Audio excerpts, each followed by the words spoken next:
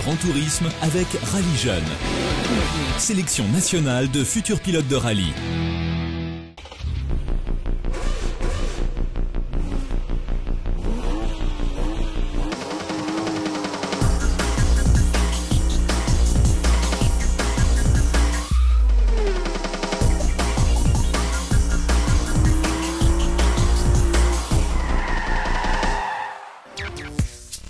Salut, aujourd'hui dans Grand Tourisme, à l'essai le Volkswagen Amarok, un véritable pick-up qui associe l'efficacité à l'originalité, mais aussi l'utile à l'agréable, dans un confort digne d'une berline. À son volant, Jérôme Vassia vous révélera tous les secrets de celui qui offre de rouler décalé le week-end, tout en travaillant avec la semaine.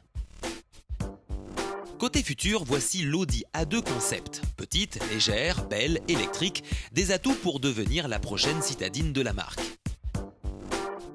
Enfin, place au sport, direction l'Alsace, avec la 6e manche du championnat de France des rallyes. Plus une seconde à perdre. Contact, c'est parti.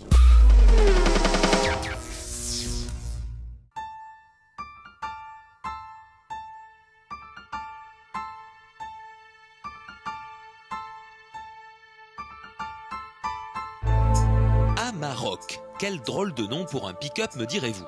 Eh bien, pas du tout, car en langue inuite, Amarok signifie le loup. Cet animal qui symbolise la performance et la robustesse lui correspond parfaitement. Donc, résistance et solidité associées à une technologie intelligente, voici ce qui caractérise ce pick-up Volkswagen. Ce véhicule à base utilitaire ne choque pas le regard. Il rappelle davantage le pick-up américain. Ceux que l'on retrouve dans les feuilletons de la côte ouest, en plus équilibré et moins imposant. Travailler en semaine et se faire plaisir le week-end, telle pourrait être sa devise. L'Amarok intègre parfaitement la face avant Volkswagen facilement reconnaissable. Les parties chromées donnent un ensemble parfaitement élégant. Il va vous falloir beaucoup de place pour l'utiliser. Il est très long, très haut. Les passages de roues importants permettent un large débattement au niveau des suspensions. Je n'aime pas le hardtop qui gâche l'originalité du look pick-up et surtout qui empêche l'accès au fond de la benne pour aller chercher votre marchandise. Avec 5,25 m de long et ses 1,95 m de large, l'Amarok en impose. D'autant que son look inspire puissance et agressivité. Cela en gardant l'ADN maison par sa calandre aux 2 traits chromés et son imposant logo Volkswagen central. À l'arrière, la benne longue d'1,55 m atteint 1,22 m de large. Dans le cas d'une utilisation professionnelle, elle permet de rentrer une palette européenne dans sa largeur. La porte arrière de cette dernière supporte 150 kg. L'Amarok peut être considéré comme un véhicule utilitaire de luxe avec son intérieur en cuir, son GPS grand écran et sa climatisation Bison. Quant au plastique rigide, à l'absence de commande sur le volant, il nous rappelle que ce n'est quand même pas un véhicule haut de gamme.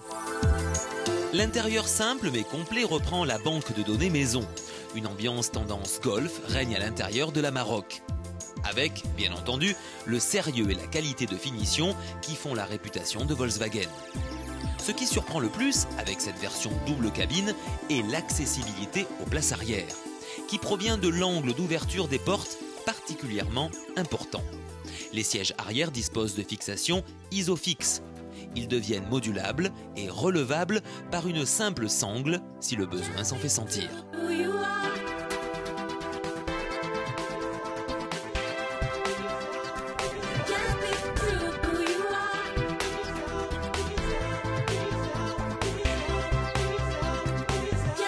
Pour le moteur, les 163 chevaux sont largement suffisants pour une utilisation loisir faite aujourd'hui. Par contre, lors de dépassements, je trouve que cela manque cruellement de reprise. Côté motorisation, l'Amarok dispose du 2 litres TDI biturbo de 163 chevaux au couple de 400 Nm. Sa boîte de vitesse à 6 rapports vous emmènera partout, y compris dans des endroits impensables, car il possède la technologie 4Motion, autrement dit 4 roues motrices, enclenchables de série avec réducteur. De quoi monter aux arbres ou de se sortir de presque partout. À signaler qu'il existe une version 122 chevaux munie d'un petit turbo. Pour le châssis, je trouve assez confortable la conduite, mais le fort débattement des suspensions associé à une direction ultra légère manque de précision sur les routes sinueuses. Côté liaison au sol, le châssis échelle reçoit un train avant normal qui lui évite de se vautrer dans les virages. Concernant l'agrément de conduite, je suis certes bien installé dans les sièges en cuir, mais le manque de boutons sur le volant oblige à lâcher le volant pour l'utilisation du GPS ou de la radio, et ça pour la sécurité, je trouve que c'est un petit moins. Dès sa première version, l'Amarok reçoit de série l'ESP, mais aussi le système d'assistance en montée comme en descente, bien pratique à l'usage.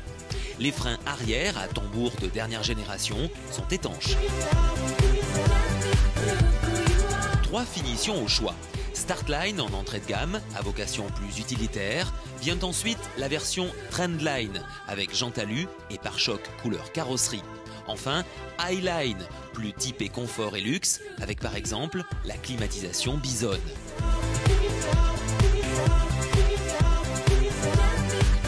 Quel que soit votre usage, le Volkswagen Amarok vous permettra de joindre l'utile à l'agréable, cela avec plaisir et dans un confort proche d'une berline. Gamme Volkswagen Amarok à partir de 34 500 €.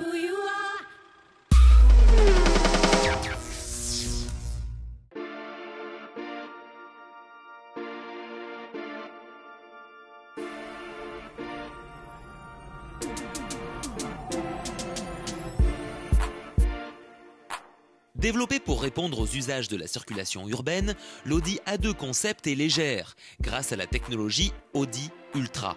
Aluminium, fibre de carbone renforcée de plastique, comme sur l'Audi RS3. Et un poids total contenu de seulement 1150 kg. Véhicule électrique plug-in se recharge en 4 heures sur le courant domestique. Elle peut aussi se recharger sans fil grâce à la technologie induction, Audi Wireless Charging. L'A2 Concept dispose de la technologie lithium-ion pour ses batteries, qui développe une puissance de 116 chevaux. Ainsi, son autonomie permet de parcourir 200 km. Sa vitesse de pointe atteint 150 km/h et le 0 à 100 km/h nécessite 9 secondes 3. L'Audi A2 Concept appartient au segment des véhicules compacts. Il illustre le savoir-faire des stylistes Audi. Avec 3,80 m de long, 1,69 m de large et une hauteur de 1,49 m, elle est bien campée sur la route. Son design d'une grande sobriété se limite à l'essentiel, encore une caractéristique typique de la marque. À l'avant, prédomine comme sur toutes les Audi la calandre single frame, dans une version taillée sur mesure pour l'entraînement électrique. Les 2 tiers supérieurs forment une surface fermée d'un seul tenant qui se rabat vers l'avant et qui cache la prise de chargement et l'embout de remplissage du liquide de refroidissement. Le capot moteur se trouve boulonné sur la carrosserie. L'habitacle, lui aussi, reflète la philosophie propre à l'Audi A2 Concept. Il donne une impression de légèreté et de luminosité, d'espace et de convivialité. Le tableau de bord se scinde en 2 parties. Le côté gauche forme un demi-cercle autour du poste de conduite. Sur les côtés, l'Audi Dynamic Light dessine 2 arcs qui vont des portes au poste de conduite. Tout comme le bandeau extérieur, ces arcs accueillent les occupants. En attendant, l'A2 Concept a déjà toutes les qualités pour devenir la petite Audi du futur.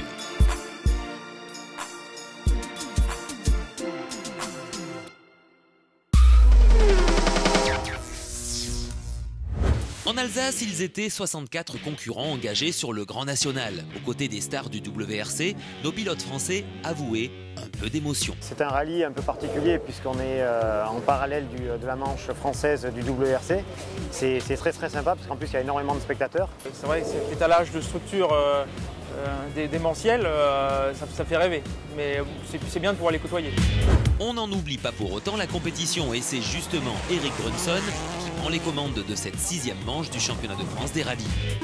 Pierre Rocher doit faire face à une crevaison alors que Danny Snowbeck fait une sortie de route et laisse filer 10 minutes. Au soir de la première journée, Eric Brunson sur Impreza WRC mène les débats devant Gilles Nantais sur Porsche GT+, et Cédric Robert sur DS3 R3. Le lendemain, Brunson fait les frais des pièges alsaciens et sort dès la première spéciale de la journée. Gilles Nantais se retrouve alors leader. Il a une bonne carte à jouer au championnat face à Snowbeck et Brunson qui ont déjà utilisé 2 jokers cette saison. Mathieu Arzeno sur DS3 R3 crée la surprise en passant deuxième devant Cédric Robert sur la même auto. Mais en fin de journée, Pierre Rocher reprend la deuxième place sur le podium au volant de sa 307 WRC. Avec 1 minute d'avance sur son dauphin, Gilles Nantais a pu gérer sur la dernière étape. Il s'offre sa première victoire en championnat et signe également le premier succès d'une GT+. Un petit peu plus confortablement en tête du championnat de France, donc il reste 2 courses. De toute façon, depuis le début de l'année, la régularité paye. Et je pense qu'il faut continuer comme ça. Pierre Rocher et Mathieu Arzeno complètent ce podium. Gilles Nantais est en tête du championnat de France devant Eric Brunson et Cédric Robert. Avant la prochaine manche, ce sera le Critérium des Cévennes du 27 au 30 octobre prochain.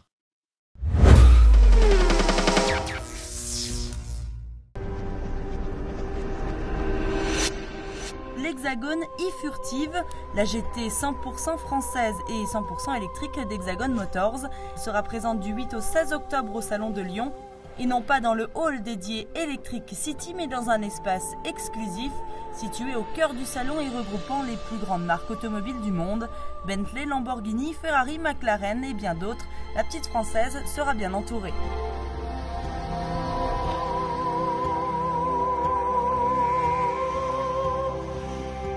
Cette œuvre, je l'effleure du bout des doigts. Quand soudain elle s'évapore dans la nuit dense.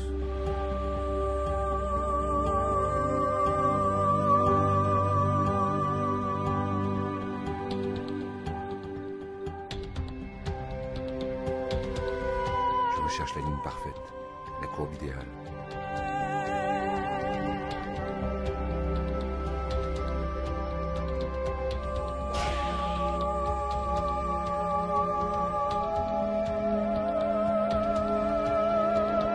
Je cherche. Et m'approche chaque fois un peu plus.